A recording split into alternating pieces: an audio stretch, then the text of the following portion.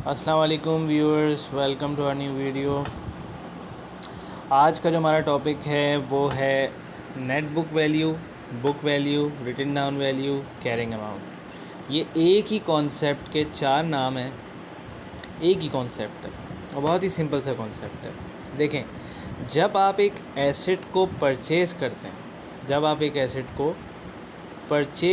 हैं तो जिस वैल्यू पे आप परचेज़ करते हैं उसको हम कॉस्ट कहते हैं। और ये कैसे कैलकुलेट होती है ये हम आगे नेक्स्ट वीडियोस में देखेंगे।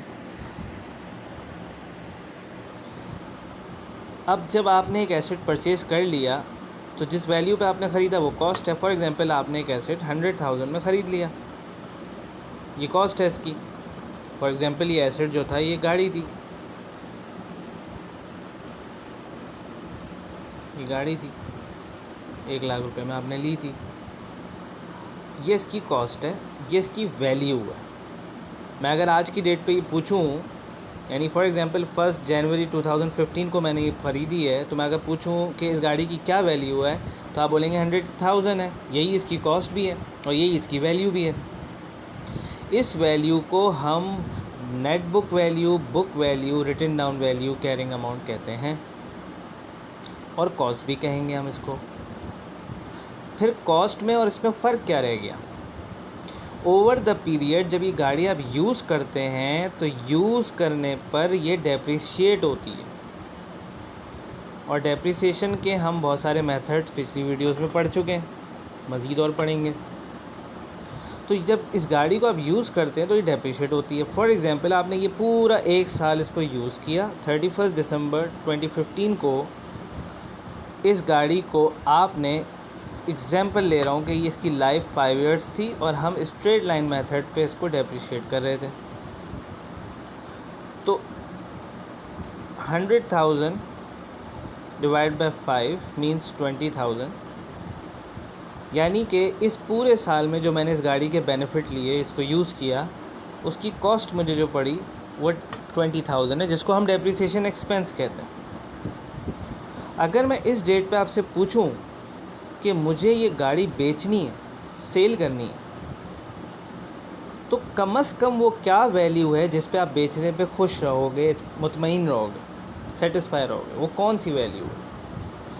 तो एक सेंसिबल आदमी जवाब देगा कि सर मैंने 100K की ली थी, 1 साल मैंने इसका बेनिफिट लिया, which is estimating 20,000, not actual but estimating 20,000।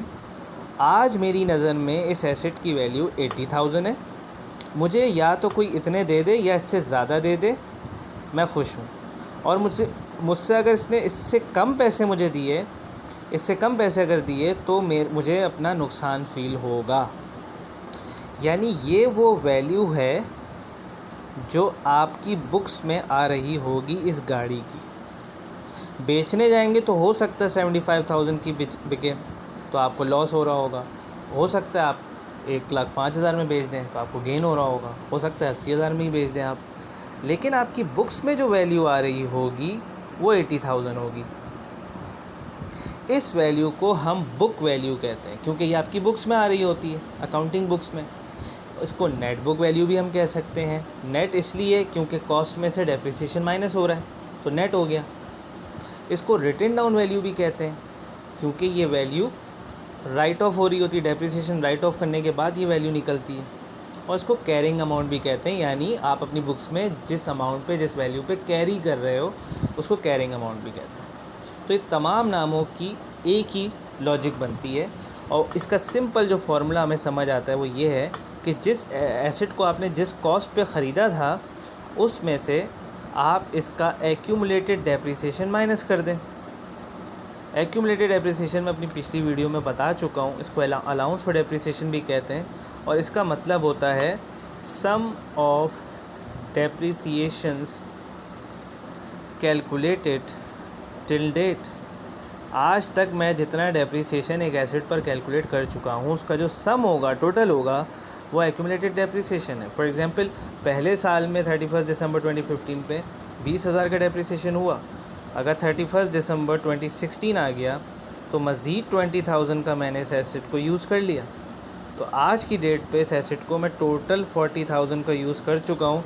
It means कि मैं इसकी जगह पे 40,000 रख दूँगा और कॉस्ट थी मेरी 100,000।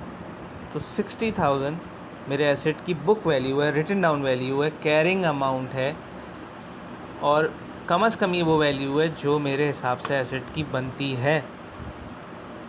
तो पिछली वीडियो में हमने डेप्रिसिएशन का मेथड पढ़ा था, diminishing balance method, reducing balance method, declining balance method या WDV मेथड यानी written down value method, net book value method या बुक वैल्यू मेथड। तो इन तमाम नामों की जो रीज़न है कि ये नाम क्यों पढ़ें, उसकी वजह ये है कि इस मेथड में हम जो फार्मूला यूज़ करते हैं वो है cost minus accumulated depreciation multiply by rate. हम एसेट की बुक वैल्यू ले रहे होते हैं और उस पर रेट लगा रहे होते हैं।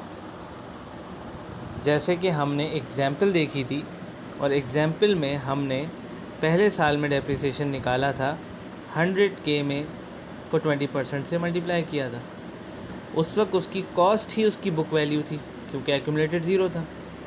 नेक्स्ट ईयर हमने 80,000 पर 20% लगाया था क्योंकि उसकी बुक वैल्यू 80,000 थी और उसके बाद उसकी बुक वैल्यू 64,000 थी। तो हम डिमिनिशिंग बैलेंस मेथड में करते ये हैं कि एसेट की जो बुक्स में वैल्यू होती है, जो रिटन डाउन वैल्यू होती है, जो कैरिंग अमाउंट होती है, उस पर हम रेट लगा के डेप्रिसिएशन निकालते हैं।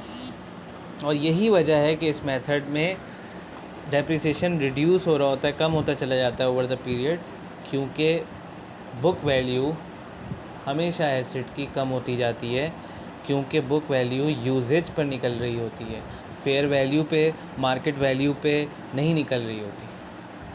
हम ये नहीं देख रहे होते कि इस गाड़ी की आज की डेट पे मार्केट में क्या वैल्यू है, हम ये देख रहे होते हैं कि हमने यूज़ कितना किया था और ख़रीदा कितने का था और उसके डिफरेंस पे हम वैल्यू निकालते हैं। तो इस वजह से वैल्यू रिड्यूस होती है और रिड्यूस होती है तो उस पर जब हम डेप्रिसिएशन निकालते हैं तो वो भी रिड्यूस होता है। तो इस वजह से ये तमाम नाम इस मेथड के पड़ गए। Hope you like the video, please subscribe to the channel. Thank you.